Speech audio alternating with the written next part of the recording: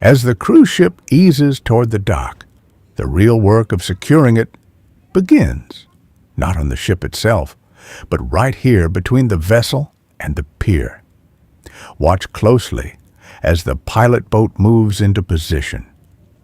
Its role is critical in this moment. Rather than the ship sending a heavy mooring line directly to shore, a much lighter messenger line is transferred first. You can see the crew on the pilot boat carefully handling the rope, timing their movement with the ship's slow approach. Even in calm conditions, both vessels are in motion, and precision is everything. Now the handoff. This is the key moment. The line is passed from the pilot boat to the dock crew. It may look simple, but it requires coordination, communication, and experience to get it right the first time.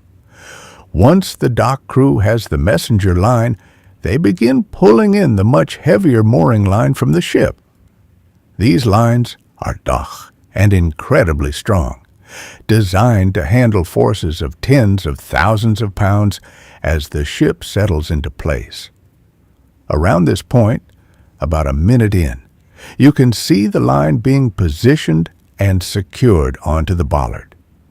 This is what ultimately holds the ship steady against the dock. A large cruise ship may use anywhere from 6 to over 20 of these lines, each one carefully placed to control movement in every direction, forward, backward, and side to side. As